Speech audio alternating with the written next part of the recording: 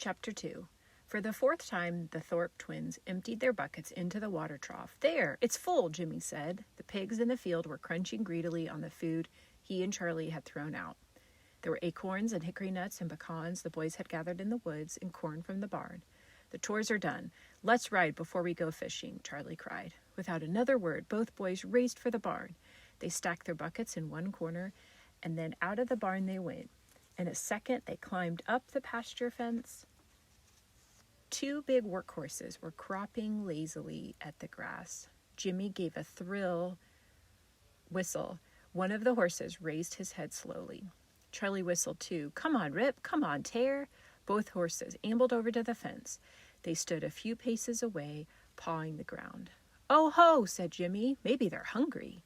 He pulled some broken ears of corn from his pocket. He handed one to his brother. Come on, Rip. Jimmy held out the corn. Now the horses trotted over and pushed to get at the corn.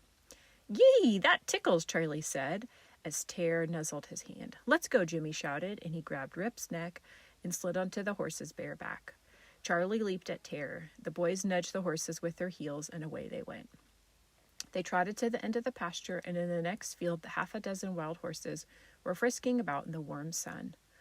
Look at that paint, Jimmy sighed. I'd like to ride him.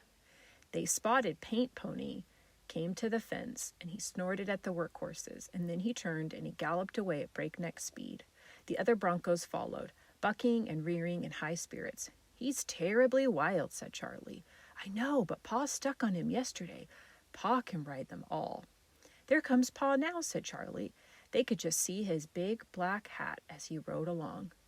Race you to the gate, Jimmy shouted, and he seized Rip's mane, and he dug his bare heels into the horse's sides. Bending low, he urged Rip on. Across the field they loped.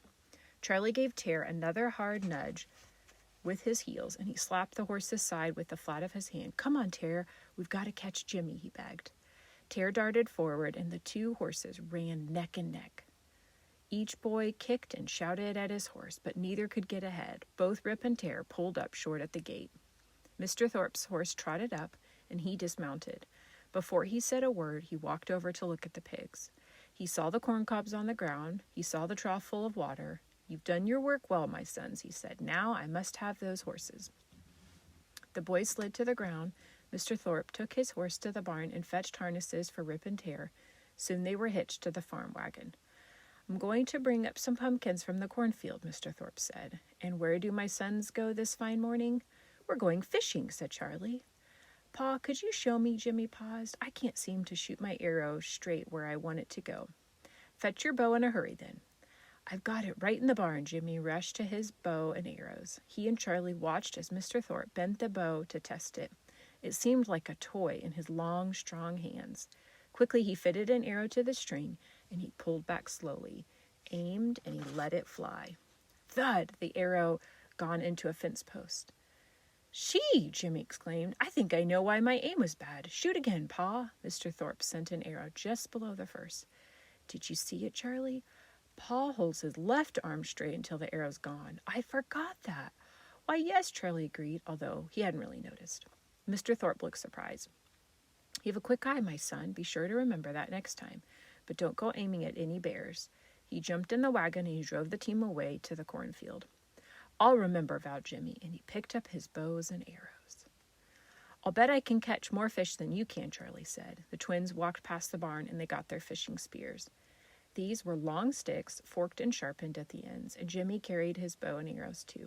All right, but I'll bet I can beat you to the river, cried Jimmy. No, let's go to the creek, Charlie suggested. With all those fish in the river so close by? Oh, we fished there last time besides. I know a good place, said Charlie, and Jimmy shrugged his shoulders. Let's go. They set off at a fast trot.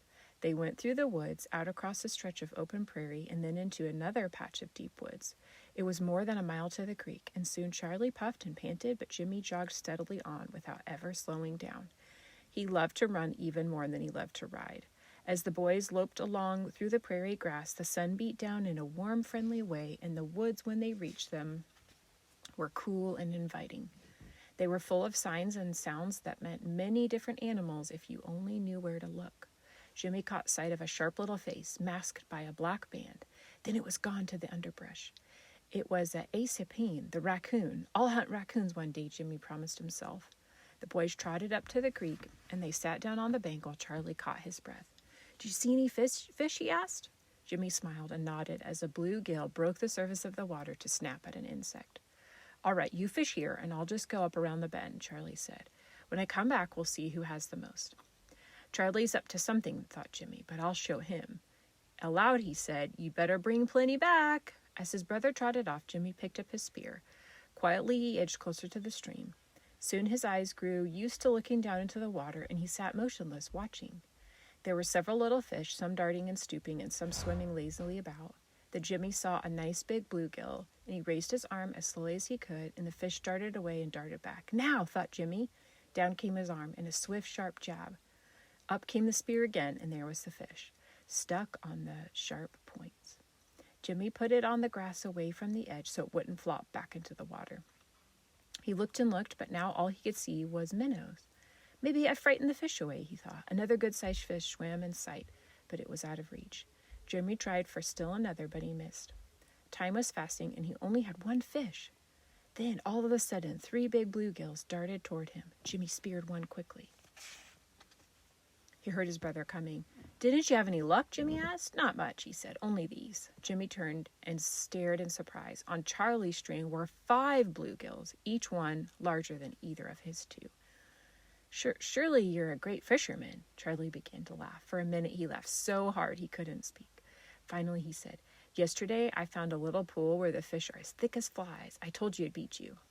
At first Jimmy was provoked at being fooled, and he didn't like to lose. But he remembered what Pa had said last night about Black Hawk. When he lost with honor.